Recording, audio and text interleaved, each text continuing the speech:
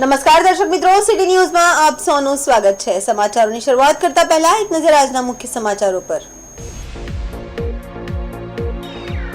સંજાનમાં જાહેર શૌચાલય શોભાના ગાંઠિયા સમાન બનતા લોકોમાં રોષ।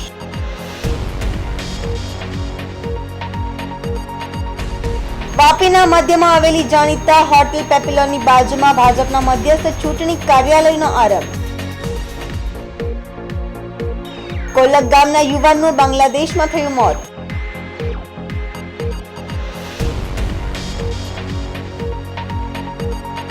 ભાજપે રાહુલ ગાંધીના આક્ષેપોને વળતો જવાબ આપ્યો। હવે સમાચાર વિગતવાર જોઈએ।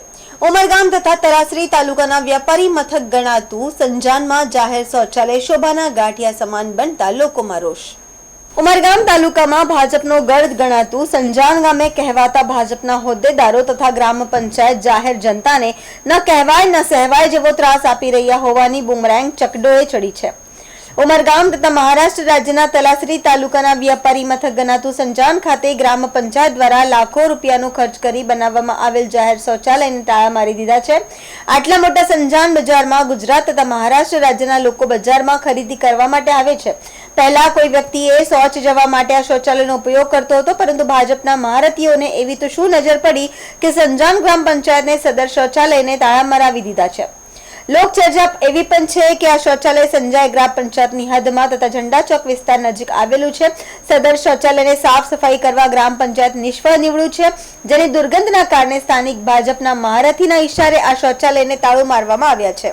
હાલમાં આ શૌચાલય બંધ થવાથી લોકો અકળાયા છે, જે વ્યાજબી પણ છે। આ જાહેર શૌચાલય શોભાના ગાંઠિયા સમાન બનતા લોકોમાં રોષ જોવા મળ્યા છે। સંજાન ગામમાં શૌચાલયની એટલી મોટી સમસ્યા છે કે અમારે ગ્રામ પંચાયત સંજાને પણ શૌચાલય બનાવ્યું છે અને રેલવે સ્ટેશન પર પણ શૌચાલય છે, પણ બંને શૌચાલયનું કોઈ સંચાલન થતું નથી।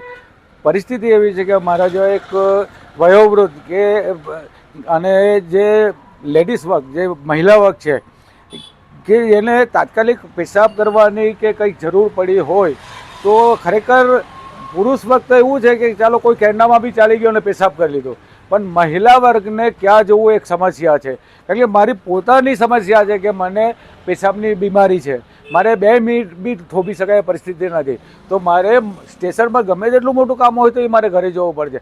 તો આ બાબત એ ખરેખર ગ્રામ સંજાને અને રેલવે વિભાગે ધ્યાન આપીને બંને બાજુ જે ટોયલેટ અને પેશાબખાનું છે એની વ્યવસ્થા કરવી જોઈએ કે લોકોને એક સગવડ મળી શકે। ને સંજાન એક એવું રેલવે સ્ટેશનને લાગીને આવેલું ગામ છે કે જે ખરેખર એક વેપારી વર્ગ મોટો વેપારી વર્ગ છે, જ્યાં બહારથી લોકો આવે છે। હવે એ લોકોને જો ટોયલેટ અને પેશાબ કરવાની જો સગવડ નહીં મળતી હોય તો ઘણા તો એવું વિચારે કે ભાઈ સંજાન સામે જવાનું કોઈ મતલબ નથી, કારણ કે આપણને જ્યારે તકલીફ પડે ત્યારે જે ખરેખર એક માણસને જે જરૂરિયાત છે પેશાબ અને ટોયલેટ, એ 2 વસ્તુ એવી જરૂરિયાત છે કે ગમે કોઈ તમે કહી નહીં શકો ક્યારે જરૂર પડે। તો આના માટે મારી સંજાન ગ્રામ પંચાયતના સરપંચ અને પૂરી બોડીને મારી એક રિક્વેસ્ટ છે, સંજાન સ્ટેશનની અને સંજાન ગ્રામ પંચાયતની ટોયલેટ ચાલુ કરી આપે એ મારી હાથ જોડીની અને સંજાન ગ્રામ પંચાયતની ટોયલેટ ચાલુ કરી આપે એ મારી હાથ જોડીને રિક્વેસ્ટ છે। મારું નામ અશ્વિન ભંડારી છે, હું સંજાણ ગામનો રહીશ છું। આ ગામમાં શૌચાલયની ઘણા સમયથી સમસ્યા છે। અહીં ઘણા લોકો બહારથી પણ અવર જવર કરે છે, તો અહીંયા શૌચાલય માટે જ્યારે બી પૂછે કે અહીંયા શૌચાલય ક્યાં છે તો અમારે શું બતાવવું। અહીંયા શૌચાલય બનાવેલું છે પણ ઘણા સમયથી બંધ પડેલી હાલતમાં છે અને તાળું મારવામાં આવેલું છે, અને મહિલાઓ અને વૃદ્ધો માટે બહુ ઘણી તકલીફનો વિકલ્પ છે। અને રેલવે સ્ટેશન પર પણ શૌચાલય છે પણ ત્યાં પણ બંધ હાલતમાં છે। એના સરપંચશ્રીને નમ્ર વિનંતી છે કે આ શૌચાલય વહેલી તકે ચાલુ કરાવે, જેથી મહિલાઓ અને વૃદ્ધો અને બીજા નાગરિકોને આ સમસ્યામાંથી છુટકારો મળે। રાજકારણમાં અંધશ્રદ્ધાને સ્થાન નથી। મતદારોને રીઝવવા અને ચૂંટણી જીતવા પૂરજોશમાં પ્રચંડ પ્રચાર કરવો જ પડે છે। જો કે ક્યારેક ઉમેદવારો અને રાજકીય પક્ષો કેટલીક માન્યતાઓ અને ટોટકા પર પણ વિશ્વાસ કરે છે। વાપીમાં ભાજપ દ્વારા દર ચૂંટણી વખતે એક ચોક્કસ જગ્યાએ જ પોતાનું મધ્યસ્થ ચૂંટણી કાર્યાલય શરૂ કરે છે। ભાજપ આ કાર્યાલયને શુકનવંતુ કાર્યાલય માને છે। આવો આપણે બતાવીએ ભાજપનું આ મધ્યસ્થ ચૂંટણી કાર્યાલય પાર્ટી અને ઉમેદવારો માટે કેમ શુકનવંતુ માનવામાં આવે છે। જોઈએ આ અહેવાલ। ઔદ્યોગિક નગરી વાપીમાં ભાજપ હર ચૂંટણી વખતે એક ચોક્કસ જગ્યાએ જ પોતાનું મધ્યસ્થ ચૂંટણી કાર્યાલય શરૂ કરે છે. આ વર્ષે પણ લોકસભાની ચૂંટણી માટે ભાજપે પાર્ટીના ઉમેદવાર ધવલ પટેલના પ્રચાર માટે વાપીમાં શુકનિયાળ નીવડતું ચૂંટણી કાર્યાલય શરૂ કર્યું છે. આપને જણાવીએ કે વલસાડ જિલ્લાના વાપીમાં કે રાજ્ય કે દેશમાં ચૂંટણી ભલે કોઈ પણ હોય, પરંતુ પાર્ટીનું મધ્યસ્થ ચૂંટણી કાર્યાલય એક જ ચોક્કસ જગ્યાએ બનાવે છે. અને જ્યારથી આ જગ્યા પર ચૂંટણી કાર્યાલય શરૂ કરવાની શરૂઆત થઈ હતી ત્યારથી ભાજપે વળીને જોયું નથી અને ભાજપ પક્ષ અને તેના ઉમેદવારોને સતત જીતના ગ્રાફ રોકેટ ગતિએ ઊંચો જતો ગયો છે. વાપીના મધ્યમાં આવેલ જાણીતા પેપિલોનની બાજુમાં ભાજપના મધ્યસ્થ ચૂંટણી કાર્યાલયનો આરંભ કરવામાં આવ્યો છે. આપણે જણાવી દઈએ કે આ જગ્યા જ્યાં ધવલ પટેલના મધ્યસ્થ ચૂંટણી કાર્યાલયનો આરંભ કરવામાં આવ્યો છે, આ જગ્યા અત્યાર સુધી ભાજપ અને તેના ઉમેદવારો માટે શુકનવંતી સાબિત થતી આવે છે. એટલે જ પાર્ટી દ્વારા દર ચૂંટણી વખતે આ જગ્યા પર જ ચૂંટણી કાર્યાલય શરૂ કરવામાં આવે છે. વાપીમાં 2006 પહેલા ભાજપ ચૂંટણી વખતે અન્ય જગ્યાએ ચૂંટણી કાર્યાલય શરૂ કર્યું હતું, પરંતુ એ સમયગાળા દરમિયાન ભાજપ સત્તાથી દૂર રહેતું હતું. પરંતુ ત્યારબાદ 2006 થી ભાજપ દ્વારા વાપીમાં જગ્યાએ જ ચૂંટણી કાર્યાલયનો આરંભ કરવામાં આવ્યો છે અને ત્યારબાદ ભાજપે જ્યારથી આ જગ્યા પર ચૂંટણી કાર્યાલય બનાવવાની શરૂઆત કરી છે ત્યારથી ભાજપે પાછું વળીને જોયું નથી. દર વખતે ચૂંટણી દરમિયાન ભાજપની જીતનો ગ્રાફ રોકેટ ગતિએ વધતો જાય છે. આ જગ્યાએ કાર્યાલયના આરંભ બાદ આજ સુધી પણ એક પણ ચૂંટણીમાં ભાજપને હારવા નથી દીધું. આથી ચૂંટણી ભલે નગરપાલિકાની હોય, જિલ્લા પંચાયત, તાલુકા પંચાયત, વિધાનસભા કે લોકસભાની ચૂંટણી કેમ ન હોય, ચૂંટણી કે ઉમેદવાર ભલે ગમે તે હોય, પરંતુ ભાજપ પોતાના મધ્યસ્થ ચૂંટણી કાર્યાલય અહીંથી જ શરૂ કરે છે. અત્યાર સુધી ભાજપે આ જગ્યા પરથી 4 નગરપાલિકાની ચૂંટણી, 4 વિધાનસભાની ચૂંટણી અને હવે 3જી લોકસભા ચૂંટણી વખતે અહીં મધ્યસ્થ ચૂંટણી કાર્યાલય બનાવ્યું છે અને તમામ ચૂંટણીમાં ભાજપને ઝળહળતી જીત પણ મળી છે. તમામ વખત ભાજપના ઉમેદવારોની જીત થાય છે અને પાર્ટી સત્તાના સ્થાને બેસે છે. આવી માન્યતા ભાજપના તમામ અગ્રણીઓ અને કાર્યકર્તાઓ પણ માને છે. રાજકારણમાં ચૂંટણી દરમિયાન રાજકીય પક્ષો અને ઉમેદવારો ચૂંટણી જીતવા માટે મતદારોને રીઝવવા અવનવા પ્રયાસો કરે છે. પૂરજોશમાં પ્રચાર ઝુંબેશ પણ ચલાવે છે. ત્યારે કેટલીક વખત માન્યતાઓ અને તથ્યો સાથે કેટલાક ટોટકા પર રાજકીય પક્ષો અને ઉમેદવારો વિશ્વાસ કરે છે. એવી જ રીતે વાપીમાં ભાજપનું આ ચૂંટણી કાર્યાલય પણ પાર્ટી અને પાર્ટીના ઉમેદવારો માટે શુકનવંતું સાબિત થતું આવે છે અને ભાજપનું કમળ 100 કળાએ ખીલતું રહ્યું હતું. જ્યારે આ લોકસભા ચૂંટણીમાં પણ ભાજપે ઉમેદવાર ધવલ પટેલના પ્રચાર માટે મધ્યસ્થ ચૂંટણી કાર્યાલયનો આરંભ પોતાની શુકનવંતી જગ્યાએથી જ શરૂ કર્યો છે, ત્યારે શું આ વખતે પણ ભાજપનું શુકનવંતું કાર્યાલય ધવલ પટેલને ભવ્ય જીતાવીને ફરી એક વખત શુકનિયાળ નીવડે છે કે કેમ તે જોવું રસપ્રદ રહેશે. વલસાડ જિલ્લામાં કોઈ પણ ચૂંટણી હોય, એ નગરપાલિકા હોય, વિધાનસભા હોય કે લોકસભાની ચૂંટણીમાં વાપીનું આ વૈશાલી ચોકડી આગળનું કાર્યાલય ભાજપનું હંમેશા શુકનવંતું રહ્યું છે અને 1995માં નગરપાલિકા અસ્તિત્વમાં આવ્યા પછી 2006માં પહેલીવાર અહીંયા કાર્યાલય ચાલુ કર્યું, ત્યારથી આ કાર્યાલય શુકનવંતું છે અને નગરપાલિકામાં અમને બહુમતી મળી હતી. ત્યાર પછીની 4 નગરપાલિકાની ચૂંટણીમાં અમે બહુમતી પ્રાપ્ત કરેલી છે. વિધાનસભાની 4 અને લોકસભાની 2 ચૂંટણીમાં આ કાર્યાલય અમને શુકનવંતું થયેલું છે અને વિધાનસભાની ચૂંટણીમાં પહેલીવાર 37,000થી, બીજી વાર 53 અને ત્રીજી વાર અમે 57,500થી લીડથી આ વિધાનસભા જીતેલા હતા અને 2014માં લોકસભામાં 2,25,000ની લીડ અને 2019માં 3,58,000ની લીડથી જીત્યા હતા અને 2024માં લોકોનું સમર્થન પ્રાપ્ત થઈ રહ્યું છે અને 5 લાખ ઉપરની લીડથી અમે આ જીતવા જઈ રહ્યા છીએ અને અમારું આ કાર્યાલય શુકનવંતું છે એ ફરીથી એકવાર પુરવાર કરવા જઈ રહ્યા છે. અને આપણે જાણીએ જ છીએ કે આ મધ્યસ્થ કાર્યાલય વાપીમાં એ રીતે અમે એનું આયોજન કરીએ છીએ કે લોકો વાપીના મધ્યમાં રહીને લોકો આખા વાપીના સરાઉન્ડમાં આ પારડી વિધાનસભાનું મધ્યસ્થ કાર્યાલય વાપી ખાતે બનાવવાનું છે. એટલે પારડીના વિધાનસભામાં જેટલા બી અમારા મંડળ આવતા છે એનું મધ્યસ્થ કાર્યાલય છે. આ રીતે અમારું મધ્યસ્થ કાર્યાલય ચૂંટણી કાર્યાલયના હિસાબે એનું શુકનવંતું અને ઉત્તરોત્તર દર વખતે જે અમને ભારતીય જનતા પાર્ટીને જે રીતે દર વર્ષે વિજય મળે છે અને વિજય ઉત્તરોત્તર દર વખતે જે અમને લીડ મળે છે એમ વધારો થતો જાય છે. એ માટે આ મધ્યસ્થ કાર્યાલય અમારા માટે શુકનવંતું છે અને આ વખતે બી મધ્યસ્થ કાર્યાલયનો એ જ જગ્યાએ અમે શુભારંભ કર્યો છે અને છેલ્લા 10 દિવસથી આ મધ્યસ્થ કાર્યાલયનું રોજિંદું કામ રોજે રોજ જે અમારા કાર્યક્રમ હોય રોજે રોજ દરેક કાર્યકર્તાઓ ભેગા મળીને અને જે અમારું પારડી વિધાનસભાનું મધ્યસ્થ કાર્યાલય છે એમાં બેસીને અમે આયોજન કરીએ. સમાચારોમાં સમય છે નાનકડા વિરામનો. વિરામ બાદ આપ જોઈ શકશો કોલક ગામના યુવાનનું બાંગ્લાદેશમાં થયું મોત.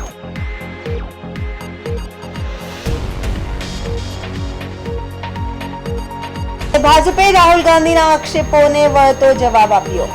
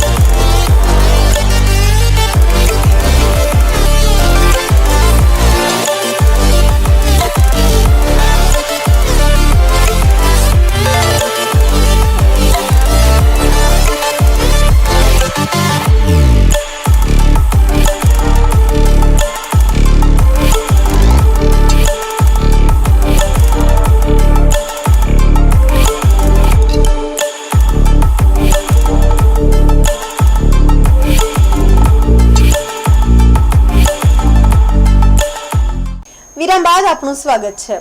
વલસાડના પાડીના કોલ્લક ગામના યુવાનનું બાંગ્લાદેશમાં થયું મોત. કૃણાલ ગજાનન શિંદે 1 મહિના પહેલા જ શિપ પર નોકરી માટે ગયા હતા. બાંગ્લાદેશના પોર્ટ પર ઉભેલ શિપમાં કાર્ગોમાં કામ કરતી વેળા પડી જવાથી આ ઘટના બની હતી. ઘટનામાં માથાના ભાગે તેમને ઈજા થઈ હતી. ગંભીર ઈજા 3 મહિના પહેલા જ મૃતક કૃણાલના લગ્ન થયા હતા. ઘટનાના પગલે પરિવારજનોમાં શોકની લાગણી પ્રસરી છે.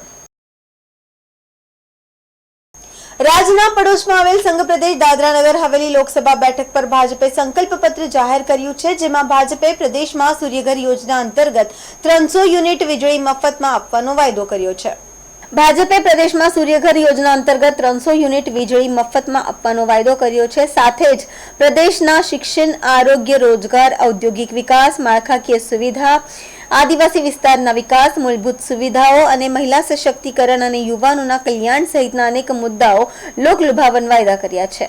દાદરાનગર હવેલીમાં સેલવાસમાં આજે ભાજપના પ્રદેશ કાર્યાલય પર પ્રદેશ પ્રમુખ દીપેશ ટંડેલ અને ભાજપના ઉમેદવાર કલાબેન ડેલકરની હાજરીમાં સંકલ્પ પત્ર જાહેર કર્યું હતું. આ પ્રસંગે પૂર્વ સાંસદ નટુભાઈ પટેલની સાથે પ્રદેશ ભાજપના અગ્રણીઓ અને કાર્યકર્તાઓ પણ ઉપસ્થિત રહ્યા હતા. ચૂંટણી જીત્યા બાદ આવતા 5 વર્ષમાં ભાજપે જાહેર કરેલા તમામ સંકલ્પોને પૂરા કરવાની ખાતરી પણ આપી હતી. તો ભાજપ ઉમેદવાર કલાબેન ડેલકરે પણ જીત્યા બાદ લોકોને કરેલા વાયદા પૂરા કરવા સ્થાનિક પ્રશાસનથી લઈ પાર્લામેન્ટ સુધી મજબૂત રજૂઆત કરશે તેવી પણ ખાતરી આપી હતી. દાદરાનગર હવેલીમાં જે સ્વરાજ્ય સંસ્થાઓ છે, જિલ્લા પંચાયત, નગરપાલિકા અને ગ્રામ પંચાયત, આમાં ચૂંટાયેલા જનપ્રતિનિધિઓને પ્રશાસનિક અધિકારીઓ પ્રાપ્ત કરાવો એ અમારી પહેલી પ્રાથમિકતા છે. ગ્રુપ સી અને ડીની નિમણૂક સ્થાનિક લોકોના માધ્યમથી જ થાય એ અમારી બીજી પ્રાથમિકતા છે. અહીંયાના પ્રવાસન ઉદ્યોગને વેગ મળે એટલા માટે અહીંયાના હોટલ ઉદ્યોગ, બાર, રેસ્ટોરન્ટ, ઇન્ડસ્ટ્રીઝ જેના રિન્યુઅલ્સની અવધિ 1 વર્ષની હોય છે, આ 1 વર્ષની અવધિ વધારીને અમે આવનારા દિવસોમાં 5 વર્ષની અવધિ કરીશું, જેથી મોટા ઉદ્યોગ અહીંયા મોટી સંખ્યામાં પ્રસ્થાપિત થાય. ખનન અને ખનિજ વિભાગમાં અહીંયા પ્રતિબંધ મુકાયેલો છે, એના નિયમો નવા બનાવી અને ખનન વિભાગને નિયમિત રૂપે રોયલ્ટીના માધ્યમથી બિલ્ડિંગ અને ઇન્ફ્રાસ્ટ્રક્ચરનો ઉદ્યોગ પુનઃ પ્રસ્થાપિત થાય એ રીતના કાર્યો કરીશું. હું આજે આપણું મેનિફેસ્ટો ભારતીય જનતા પાર્ટીનું અમે જાહેર કર્યું છે જે લોકોની સામે અમે ગયા છે, જે સમસ્યાઓ જે અમારી સામે રાખી છે ને એ જ અમે સંકલ્પપત્રમાં લીધું છે. પહેલી જવાબદારી મારી રહેશે કે જે અમે મેનિફેસ્ટોમાં જે 32 મુદ્દાઓ લીધા છે, એક મુદ્દાઓનું સમાધાન થાય એના માટે અમારી પૂરી ટીમ છે. જ્યાં જરૂરત હશે ત્યાં બધાની હું એ લઈશ ને જ્યાં મારાથી દિલ્હી લેવલે જ્યાં પાર્લામેન્ટમાં રજૂઆત કરવાની હશે હું જરૂર ત્યાં કરીશ. જ્યાં આપણા હોમ મિનિસ્ટર યા પ્રાઇમ મિનિસ્ટર જે પણ હશે એમને હું મળીને કન્વિન્સ કરવાની કોશિશ કરીશ કે આજે પ્રદેશના ઘણા બધા એવા મુદ્દાઓ છે કે વર્ષોથી જૂના પડેલા છે. તે બધા જ મુદ્દાઓનું અમારું સમાધાન થશે અને 5 વર્ષનો અમારી સામે ગાળો હશે. બધા જ મુદ્દાઓ અમે આજે તમારી સમક્ષ હું વાત કરીશ, આશ્વાસન પણ આપીશ કે અમારી બધાની જ કોશિશ રહેશે કે એમાં વધારેમાં વધારે મુદ્દાઓનું સોલ્યુશન થાય ને લોકો સુધી આ ફેસિલિટીઝ પહોંચે એવું અમારો પ્રયાસ રહેશે આવતા દિવસોમાં. સમાચારોમાં ફરી સમય છે નાનકડા વિરામનો. વિરામ બાદ આપ જોઈ શકશો ભાજપે રાહુલ ગાંધીના આક્ષેપોને વળતો જવાબ આપ્યો.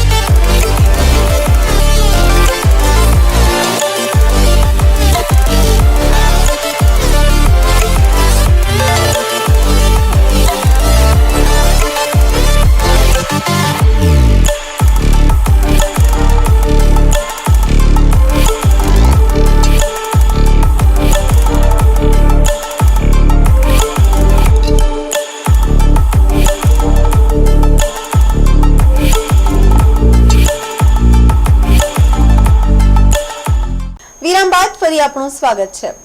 કોંગ્રેસના સ્ટાર પ્રચારક રાહુલ ગાંધીએ ગઈકાલે દમણમાં સંબોધેલી સભામાં અનેક મુદ્દે ભાજપ અને પ્રશાસન પર ગંભીર આક્ષેપો કર્યા હતા, જેને લઈને રાજકીય માહોલ ગરમાયો છે. આજે ભાજપે રાહુલ ગાંધીના આક્ષેપોને વળતો જવાબ આપ્યો હતો.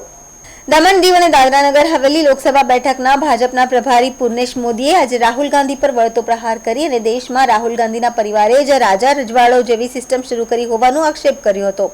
મહત્વપૂર્ણ છે કે રાહુલ ગાંધીએ દમણમાં સંબોધેલી સભામાં દમણ દીવમાંથી રાજશાહી ચાલતી હોવાના ગંભીર આક્ષેપો કર્યા હતા, જેનો આજે પ્રદેશ ભાજપે વળતો જવાબ આપ્યો હતો. अब आपकी मुसीबत ये है कि यहाँ पे नरेंद्र मोदी जी ने प्रफुल्ल पटेल जी को राजा जैसे आपके सिर के ऊपर बैठा रखा है. पहले यहाँ पे इस किले में राजा बैठते होते थे. अब वैसे ही प्रफुल्ल पटेल यहाँ के एडमिनिस्ट्रेटर नहीं है, वो यहाँ के राजा हैं, राजा किंग. और राजा को दिल्ली से बैठाया गया है और राजा को कहा गया है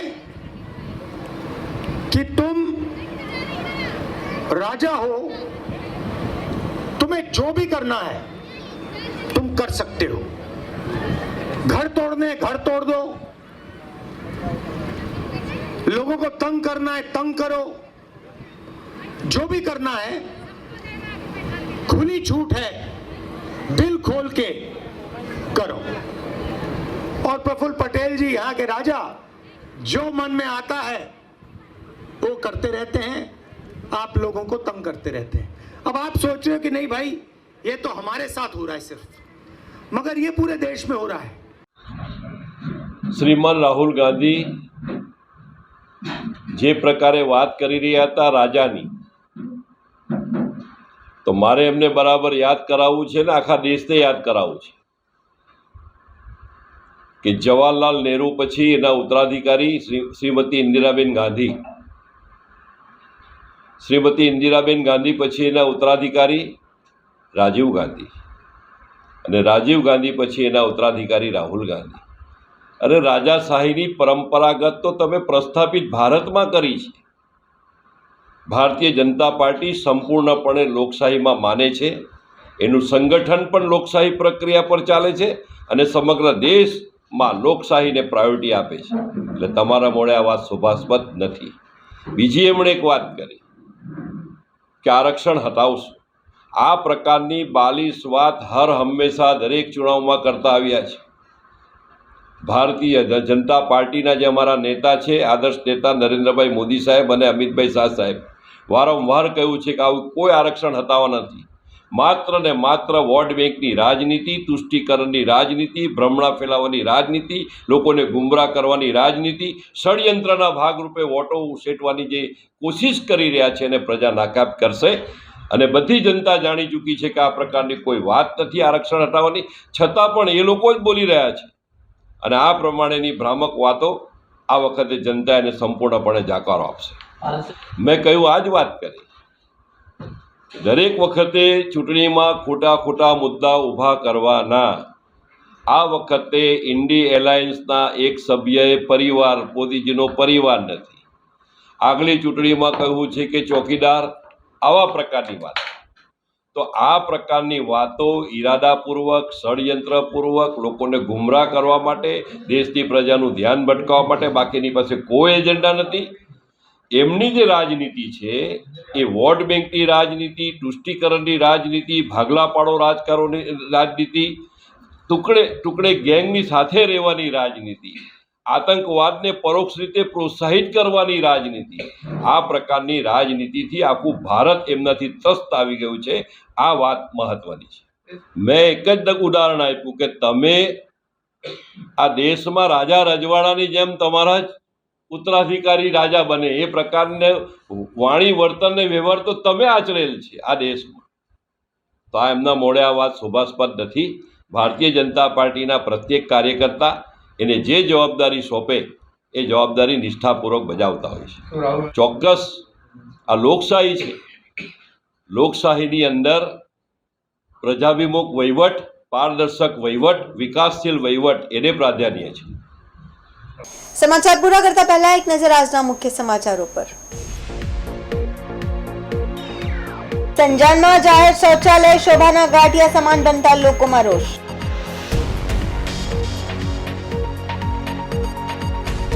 વાપીના મધ્યમાં આવેલી જાણીતા હોટેલ પેપિલોની બાજુમાં ભાજપના મધ્યસ્થ ચૂંટણી કાર્યાલયનો આરંભ. કોલક ગામના યુવાનનું બાંગ્લાદેશમાં થયું મોત.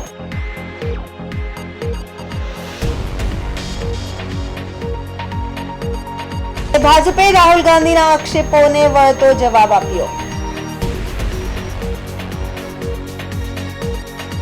તો આ હતા અત્યાર સુધીના સમાચાર. જોતા રહો સિટી ન્યૂઝ. નમસ્કાર.